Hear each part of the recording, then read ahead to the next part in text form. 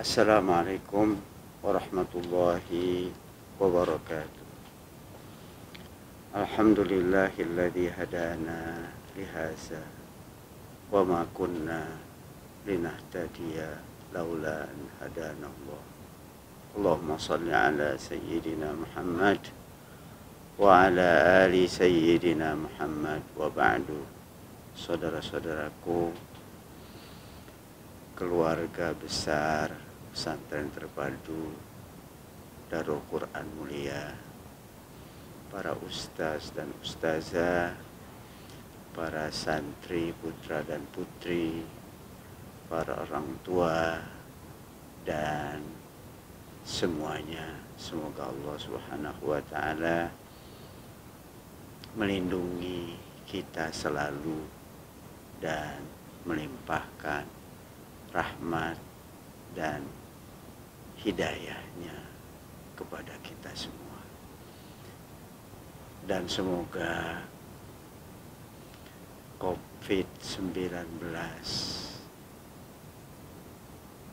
yang begitu besar dampak negatifnya bagi masyarakat kita, insya Allah segera diangkat oleh Allah Subhanahu wa ta'ala dari lingkungan kita, dan semoga kita semuanya dilindungi oleh Allah Subhanahu wa ta'ala dari wabah penyakit ini.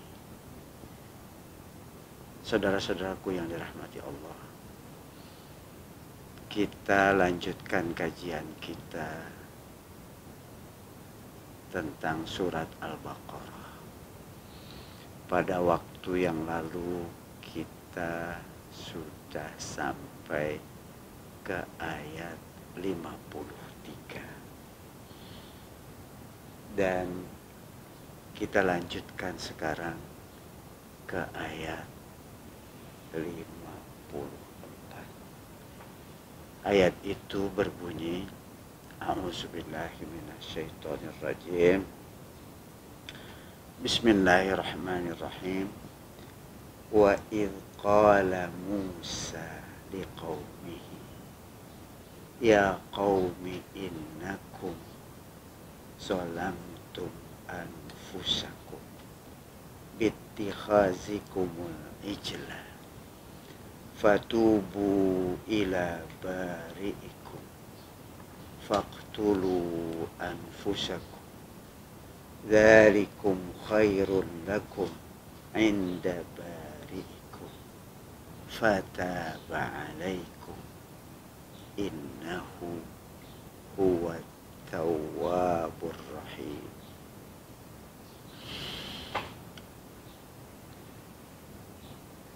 Saudara-saudaraku, ayat ini difirmankan oleh Allah Subhanahu wa ta'ala kepada Musa setelah Allah Subhanahu wa ta'ala menyelamatkan Musa dan Bani Israel dari penyeberangan mereka di Laut Merah.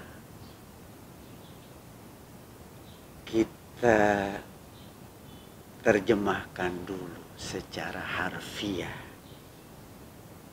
ayat ini. Wa is, dan ingatlah ketika. Kata is maknanya udhkur is, ingatlah ketika. Qala Musa, Nabi Musa berkata, liqaumihi, kepada kaumnya Bani Israel.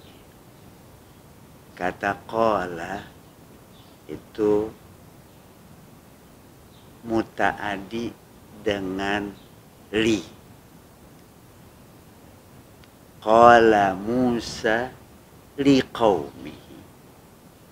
Musa berkata kepada kaumnya. Begitulah kalau kita katakan, aku katakan kepadamu, qultu laka, bukan ilah, tapi la, li. Wa iz qala Musa liqaumihi, dan ingatlah ketika Nabi Musa berkata kepada kaumnya, yaitu orang-orang Bani Israel, ya qaumi, wahai kaumku,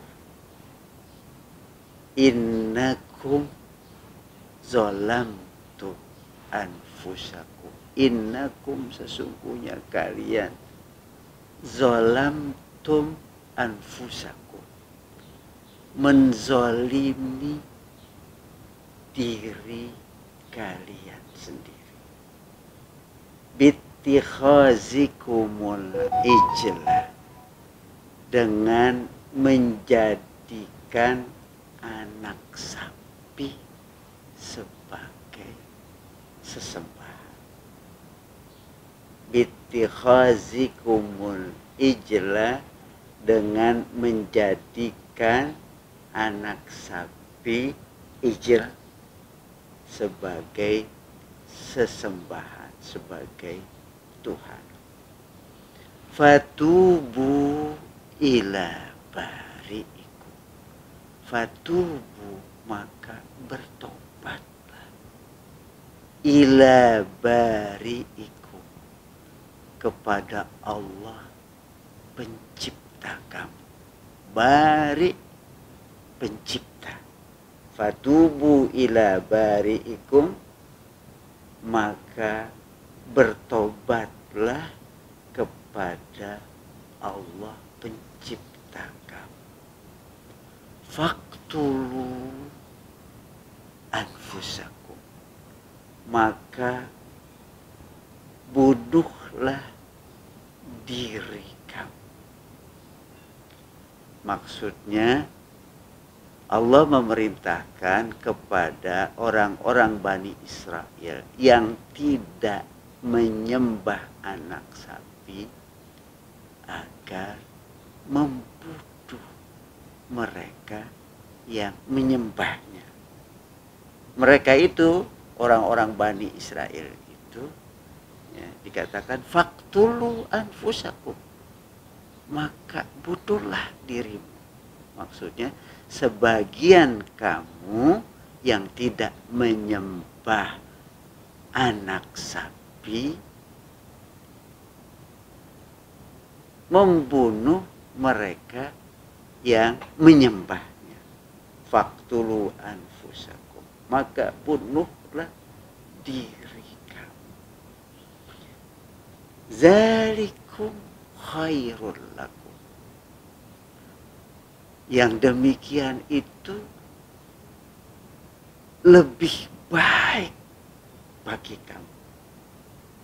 Zalikum khairul lakum inda bari'ikum, di sisi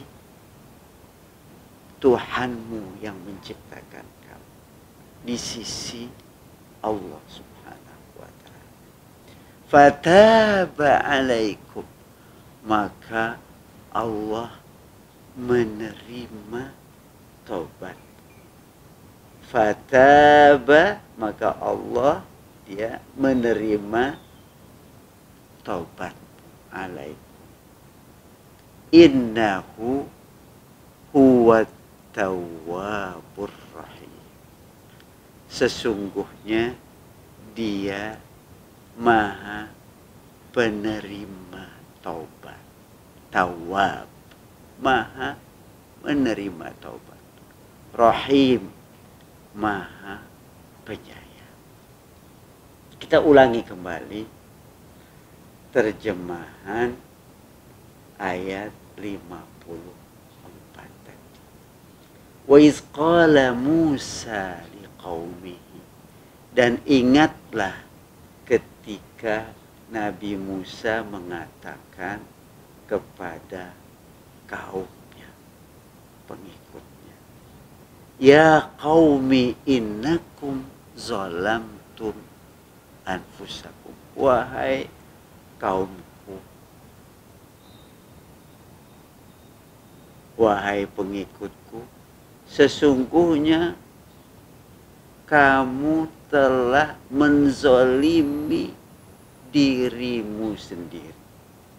Bittikhazikumul ijla, dengan menjadikan anak sapi sebagai Tuhan, sebagai sesembahan. Fatubu ila bari'ikum, maka bertobatlah kalian kepada Tuhan yang menciptakan kalian. Bertobatlah kamu kepada Tuhan yang telah menciptakan kamu. Faktulu anfusakum, maka bunuhlah diri kamu sekalian. Zalikum khairul lakum inda bari'ikum, yang demikian itu lebih baik bagi kamu sekalian di sisi Tuhan.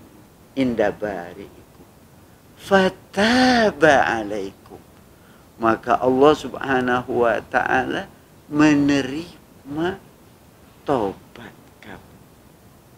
Innahu huwa tawwabur rahim, sesungguhnya Dia, Allah subhanahu wa ta'ala, maha menerima taubat, maha penyayang. Saudara-saudaraku yang dirahmati Allah, begitulah Allah subhanahu wa ta'ala memerintahkan kepada Nabi Musa untuk menyampaikan kepada orang-orang Bani Israel yang telah melakukan penyimpangan fatal, menyembah anak sapi yang mereka klaim sebagai Tuhan, menjadikan anak sapi atau ijil sebagai sesembahan. Tentu ini kesalahan yang sangat fatal. Ini yang disebut dengan zalamtum anfusakum. Kalian melakukan kezaliman terhadap diri kalian. Di ayat lain Allah subhanahu wa ta'ala mengingatkan bahwa perbuatan syirik, mempertuhankan yang lain yang mereka klaim sebagai Tuhan, mempertuhankan anak sapi, itu adalah perbuatan yang sangat fatal, salah, kezaliman. Zolim itu artinya menempatkan sesuatu bukan pada tempatnya. Anak sapi diposisikan sebagai Tuhan yang bukan Tuhan, yang mereka sembah sebagai penyembah Tuhan, yang mereka agungkan seperti mengagungkan Tuhan. Dan ini perbuatan zalim, kesalahan fatal. Di ayat lain Allah subhanahu wa ta'ala mengingatkan dalam pesan Luqman kepada anaknya, ya bunayya la tusyrik billah, wahai anakku, janganlah kamu mempersekutukan Allah, mempertuhankan yang lain di samping Allah subhanahu wa ta'ala. Inna syirka la zulmun azim. Sesungguhnya syirik itu adalah kezaliman yang sangat besar, kesalahan yang sangat fatal.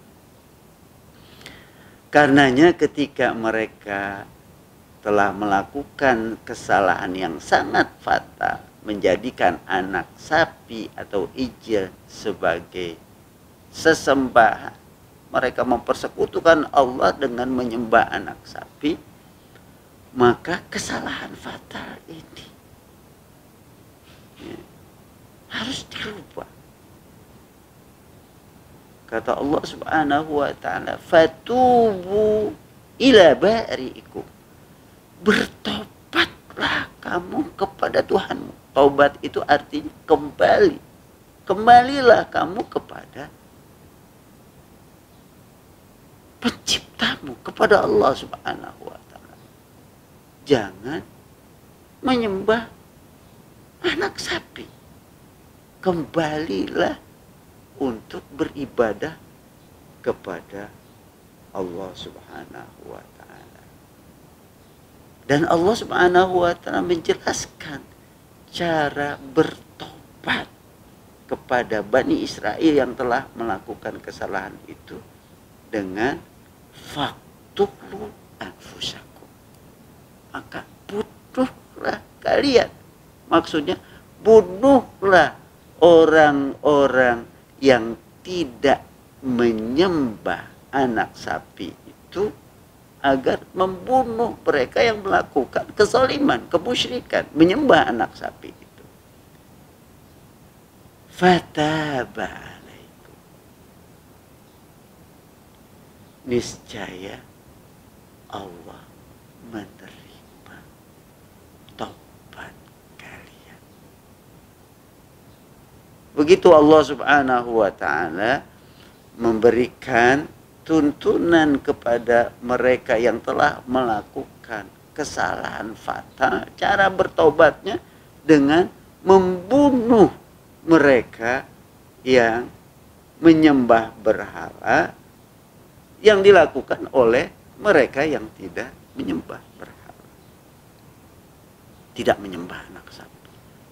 Bahkan disebutkan, diriwayatkan sampai ada sekitar 70.000 orang yang terbunuh. Itulah cara bertobat yang diajarkan oleh Allah Subhanahu wa taala. Zalikum khairul lakum. Itulah yang lebih baik buat kamu. Cara bertobat seperti yang diajarkan oleh Allah Subhanahu wa taala, yang tidak melakukan kemusyrikan, membunuh mereka yang melakukan kemusyrikan, menyembah anak sapi yang dianggap sebagai Tuhan. Itulah yang lebih baik di sisi Allah. Fataba alaikum. Maka ketika mereka sudah melakukannya, maka Allah Subhanahu wa taala menerima taubat kalian. Yang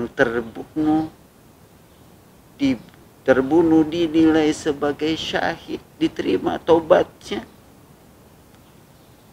dari kesalahan fatalnya yang menyembah berhala, menyembah anak sapi. Yang membunuh pun diterima taubatnya oleh Allah Subhanahu wa taala atas kesalahannya. Fataba alaikum. Maka Allah menerima taubat, menerima kesalahan kalian yang telah bertobat kepada Allah. Ya. Yang terbunuh dia maafkan oleh Allah Subhanahu wa taala. Yang membunuhnya juga dimaafkan oleh Allah Subhanahu wa taala. Innahu huwat tawwabur rahim. Sesungguhnya dia, Allah, maha menerima tobat, lagi maha penyayang.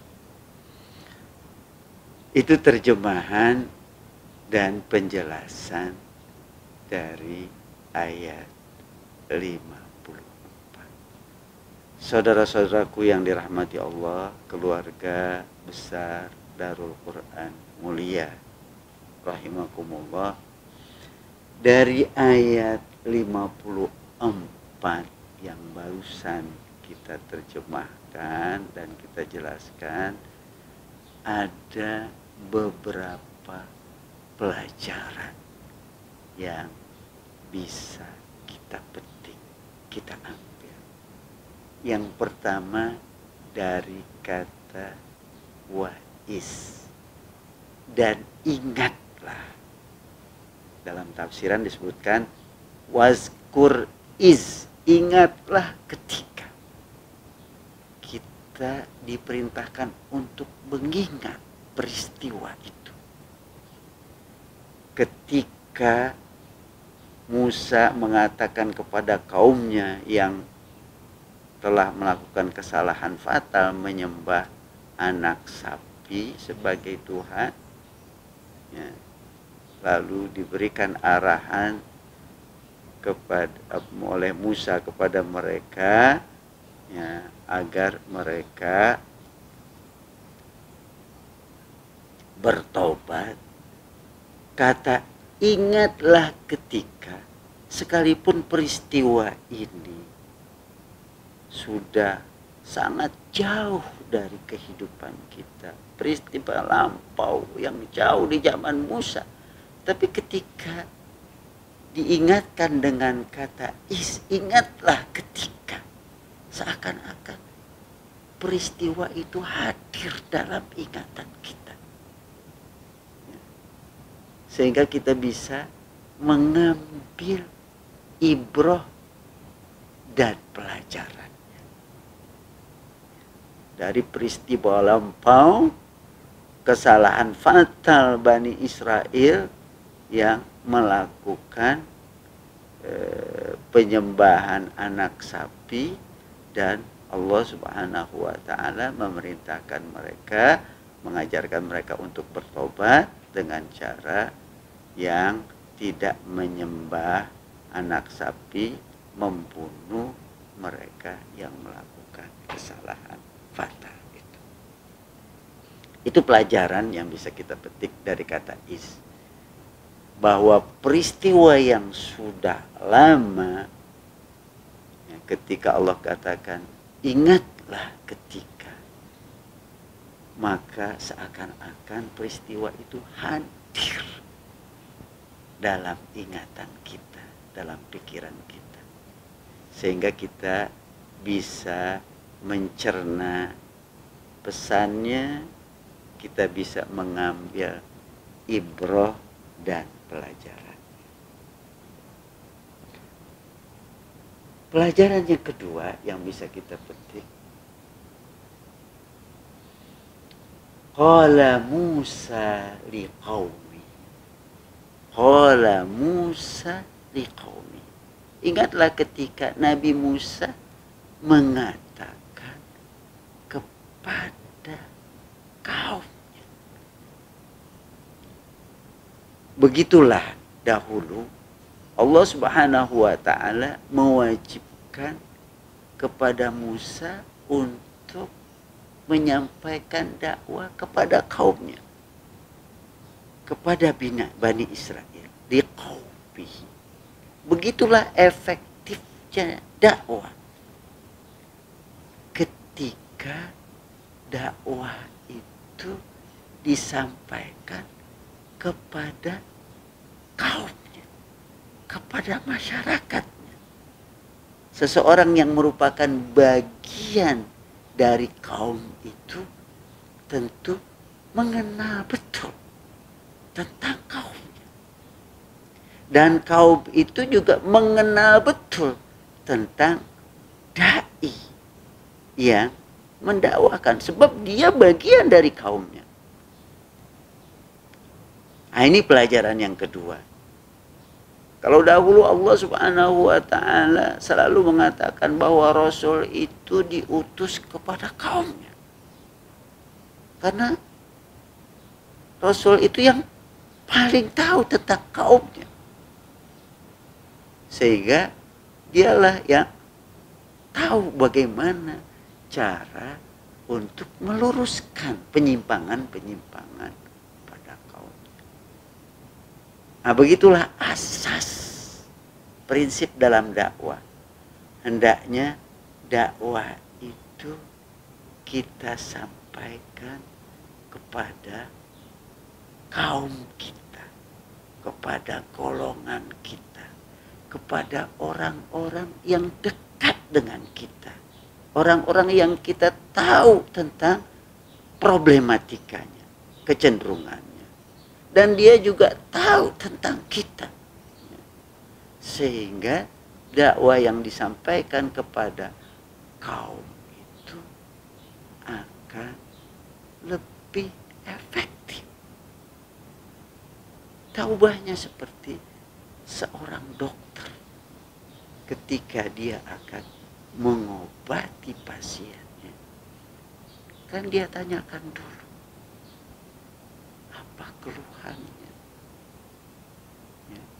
Setelah ditanya keluhannya apa, sudah berapa lama.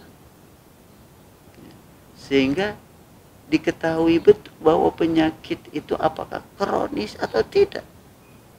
Baru setelah digali informasi tentang penyakitnya, tentang lama penyakit atau keluhannya, baru kemudian diberikan tindakan pengobatan. Apakah disuntik ataukah diberikan obat sesuai dengan penyakit yang diderita. Apakah perlu obat yang lebih keras ataukah obat yang ringan saja? Apakah perlu antibiotik? Begitu dokter yang berpengalaman menanyakan dulu kondisi pasiennya sehingga dikenal betul tentang penyakitnya, baru kemudian diberikan tindakan, disuntik atau dikasih obat yang sesuai dengan kondisi penyakit. Begitulah hendaknya dai. Dai itu hendaknya berdakwah bukan saja menyampaikan, tapi mengenal betul kondisi problematika penyakit yang diderita oleh masyarakat. Tentu dia akan lebih kenal ketika dia adalah bagian dari kaum itu. Karenanya Allah Subhanahu wa taala katakan, "Wa iz qala Musa liqaumihi." Lalu ungkapan, "Ya qaumi," wahai kaumku.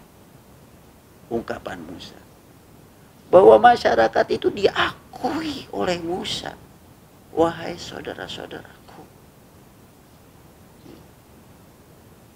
Wahai saudara-saudaraku sekampung, wahai saudara-saudaraku sedesa, wahai familiku. Pengakuan dari Musa terhadap kaumnya, sehingga ada rasa kedekatan dari pihak kaum itu ketika mereka diakui oleh Musa sebagai qaumi, sebagai kaumku. Ketika seseorang berdakwah, saudara-saudaraku, ahli familiku, dia sebut saudara-saudaraku sekampung. Apalagi ketika di kampung itu dia berbahasa dengan bahasa kampung itu. Orang merasa, wah ini ternyata orang kita. Dia paham betul tentang kita. Itu lebih kondusif untuk bisa diterima. Ini pelajaran yang lain dari kata ya, liqaumihi, ya, Musa mengatakan kepada kaumnya, dan juga dari kata ya qaumi, pengakuan Musa kepada kaumnya, wahai saudara-saudaraku, wahai kaumku. Begitu ketika seseorang merasakan dirinya sudah sangat dekat dengan dai tersebut, maka peluang untuk dipercaya, peluang untuk didengar, peluang untuk diterima menjadi lebih besar. Pelajaran yang lain bahwa Allah Subhanahu wa taala mengatakan innakum zalamtum anfusakum bittikhasikumul ijla. Sesungguhnya kalian telah melakukan kezaliman terhadap dari diri kalian, kesalahan yang sangat fatal dengan menjadikan anak sapi sebagai sesembahan. Begitu Allah Subhanahu wa taala menjelaskan bahwa perbuatan syirik adalah zalim, bahkan kezaliman yang sangat besar. Atas kezaliman yang sangat fatal dan sangat besar itu, maka Allah Subhanahu wa taala memberikan resep untuk bebas dari kezaliman itu dengan membasmi kezaliman itu sampai ke akar-akarnya. Yang melakukan kezaliman dan kemusyrikan itu diperintahkan untuk dibunuh oleh orang-orang yang tidak melakukan. Itu membasmi sampai ke akar-akarnya. Begitulah pelajaran buat kita. Ketika ada kesalahan fatal yang terjadi di masyarakat kita, maka kesalahan fatal itu jangan dibiarkan. Dia nanti merembet, berpengaruh kepada yang lain, semakin besar membesar. Dampak negatifnya semakin banyak. Karenanya kesalahan fatal itu harus dibersihkan. Dibersihkan, jangan sampai kemudian merembet kepada yang lain. Dibersihkan sampai ke akar-akarnya. Orang yang melakukan kezaliman itu dihabiskan, dibunuh dahulu, atau dia dipindahkan untuk tidak berada di lingkungan, karena dia akan memberikan pengaruh jahatnya kepada lingkungan itu. Itulah hikmahnya dari perintah Allah kepada Bani Israel untuk membunuh diri mereka. Ya, pelajarannya agar kesalahan fatal yang terjadi di sebuah masyarakat jangan kita biarkan. Harus kita berantas. Bahkan kita berantas tidak cukup hanya di permukaan. Harus diberantas sampai ke akar-akarnya, sehingga masyarakat akan bersih dari kezaliman tadi, kesalahan tadi. Itu ibrohnya atau pelajarannya. Tentu bagi kita bukan dengan cara membunuh, tidak disyariatkan oleh Allah Subhanahu wa taala. Tapi menghilangkan kezaliman itu harus kita lakukan dengan cara-cara yang bijak. Itulah yang terbaik buat kamu. Bukan sekedar menghentikan penyembahan berhala itu. Ya. Itulah yang terbaik. Itulah solusi yang terbaik yang diberikan oleh Allah Subhanahu wa taala. Dzalikum khairul lakum inda bari'ikum. Itulah yang terbaik bagi kamu di sisi Tuhanmu yang menciptakan kamu. Kemudian pelajaran yang lainnya adalah innahu huwat tawwab. Sesungguhnya Dia Allah Subhanahu wa taala yang Maha menerima tobat. Karenanya bertobatlah kepada Allah. Mintalah agar Allah Subhanahu wa taala menerima taubat kita, mengampuni kesalahan-kesalahan kita. Dalam sebuah hadis Rasulullah mengatakan innallaha yaqbalu taubatal abdi ma lam yughargir. Sesungguhnya Allah menerima taubat seorang hamba selagi dia belum sekarat. Napasnya belum sampai ke kerongkongan. Taubatlah. Seraya kita ucapkan astagfirullah wa atubu ilaih. Aku memohon ampunan kepada Allah dan aku bertobat kepadanya.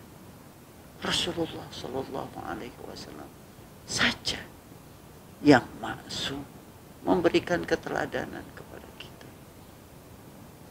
Wallahi, kata beliau, inilah astaghfirullah wa atubu ilaihi fi kulli yaumin mi'ata marrah. Demi Allah, sesungguhnya aku beristighfar, meminta ampunan dan bertobat kepada Allah setiap hari 100 kali. Minta, Allah Maha penerima tobat. Apalagi ketika kita memintanya pada waktu yang mustajab. Misalnya di sepertiga malam yang terakhir. Kata Allah, wabil ashari hum yastaghfirun. Dan pada waktu menjelang subuh, waktu sahar, mereka beristighfar, meminta Allah Subhanahu wa taala mengampuni kesalahan-kesalahan mereka. Minta dan minta. Dalam sebuah hadis dikatakan bahwa Allah Subhanahu wa taala turun ke langit dunia, langit yang terdekat, pada sepertiga malam yang terakhir. Lalu Allah katakan, barang siapa yang meminta perlindungan, akan kuberikan perlindungan. Barang siapa yang beristighfar, aku ampuni dosanya. Dan barang siapa yang berdoa, aku kabulkan doa. Dan itu setiap malam. Manfaatkan peluang sebelum peluang itu hilang dari kita. Beristighfarlah, bertobatlah kepada Allah. Minta Allah mengampuni dosa-dosa kita. Minta Allah mengampuni dan menerima taubat kita. Minta pula agar Allah mengampuni dosa-dosa kedua orang tua kita. Begitu kita diajarkan. Rabbighfirli wa liwalidayya wa tub alayya. Ya Allah, ampunilah aku dan ampuni pula kedua orang tuaku dan terimalah taubatku. Innahu huwa tawwab. Sesungguhnya Allah maha menerima taubat. Banyak-banyaklah meminta dalam berbagai kesempatan. Astaghfirullah wa atubu ilaih. Astaghfirullahaladzim wa atubu ilaih. Aku mohon ampunan kepada Allah yang maha agung dan aku bertobat kepadanya. Kata tobat itu artinya kembali. Ketika kita katakan wa atubu ilaih, dan aku kembali kepada Allah Subhanahu wa ta'ala, kita tinggalkan penyimpangan-penyimpangan kita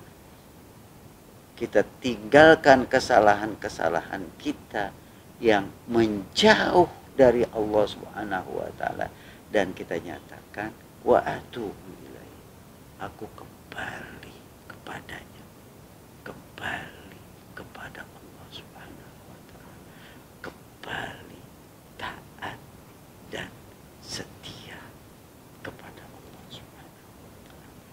Kemudian yang kedua, Rahim. Dia Allah Subhanahu wa ta'ala maha penyayang. Maha penyayang. Satu kali Rasulullah Shallallahu Alaihi Wasallam ketika melihat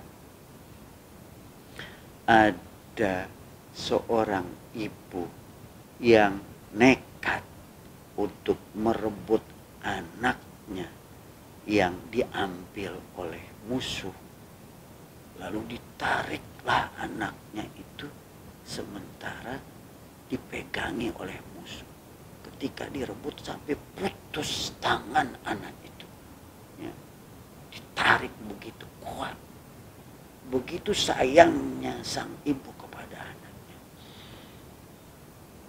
Ketika peristiwa itu terjadi, Rasulullah bertanya, ya, apakah kalian melihat bagaimana sayangnya sang ibu kepada anak itu? Dia berani nekat mengejar musuh, ya, merampas anaknya, menarik anaknya, karena anaknya itu dipegangin sama musuh sampai putuslah anaknya. Bagaimana kasih sayang sang ibu itu kepada anaknya? Lalu sahabat-sahabat mengatakan, luar biasa. Rasulullah kemudian berkomentar, sungguh, katanya, kasih sayang Allah Subhanahu wa ta'ala kepada hambanya lebih besar daripada kasih sayang ibu kepada anaknya yang dia rebut itu. Begitu Allah Subhanahu wa ta'ala. Dia Rahman, dia Rahim, dia maha pengasih, maha penyayang. Mintalah kepada Allah kasih sayang. Ya Rahman, ya Rahim, irhamna. Ya Allah yang maha Rahman, yang maha Rahim, berikanlah kasih sayangmu kepada kami. Ya Arhamar Rahimin, irhamna. Ya Allah yang maha penyayang, berikanlah kasih sayangmu kepada kami. Begitu Allah Subhanahu wa ta'ala. Dia maha penerima tobat, dia maha penyayang. Mintalah agar Allah Subhanahu wa ta'ala memberikan ampunan dan tobatnya kepada kita. Mintalah kasih sayangnya agar dia selalu memberikan rahmat, nikmat, kasih sayangnya kepada kita. Dalam salah satu ayat Allah Subhanahu wa ta'ala mengatakan, walillahil asmaul husna. Dan Allah mempunyai nama-nama yang indah, sifat-sifatnya itu seperti Rahman, Rahim, Tawwab, Sattar, Sattar, Ghaffar. Sifat Allah itu Asmaul Husna, nama-nama Allah yang indah. Walillahil asmaul husna. Allah mempunyai nama-nama yang indah. Fad'uhu biha. Berdoalah, memintalah dengan menyebutkan nama-nama Allah yang indah itu. Disunahkan kita menyebut namanya yang indah. Lalu memintalah sesuai dengan nama dan sifatnya yang indah itu. Ya Tawwab, tub alayya. Ya Allah yang maha penerima taubat, terimalah taubatku.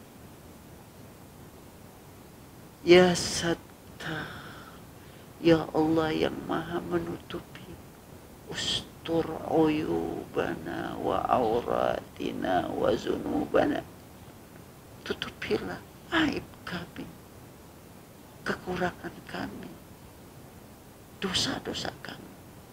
Ya Razzaq, urzuqna rizqan halalan thayyiban. Ya Allah yang maha memiliki rezeki, berikanlah rezeki kepada kami yang halal, yang baik. Ya Rahim, irhamna. Ya Allah yang maha penyayang, sayangilah kami. Mintalah kepada Allah dengan menyebut nama-namanya yang indah. Begitu Allah Subhanahu wa ta'ala memberikan tuntunannya kepada kita. Innahu huwa tawwabur rahim. Di samping kita meminta maaf, meminta kasih sayang kepada Allah. Nah, ini sifat-sifat Allah hendaknya kita natakhallaq bisifatillah. Kita berakhlak dengan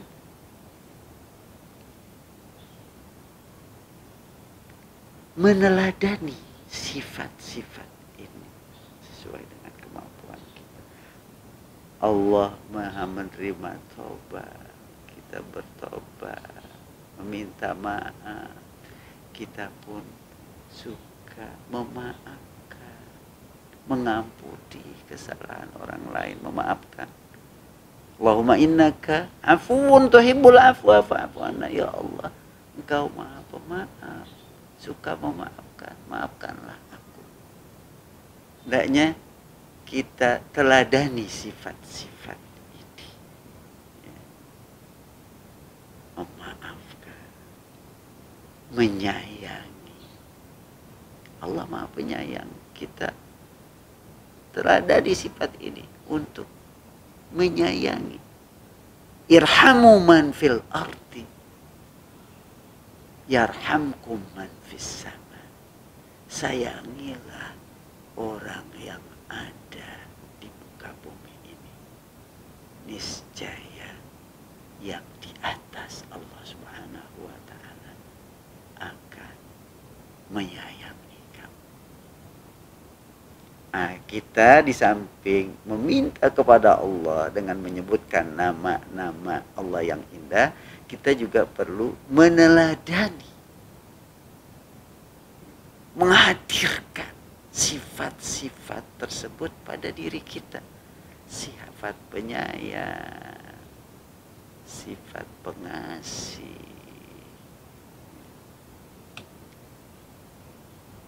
agar selalu lekat pada diri kita. Demikian saudara-saudaraku ayat 54. Insya Allah nanti kita akan lanjutkan ke ayat berikutnya. Semoga Allah Subhanahu wa ta'ala mengampuni kesalahan-kesalahan kita, menerima tobat-tobat kita, dan Allah memberikan kasih sayangnya kepada kita semuanya.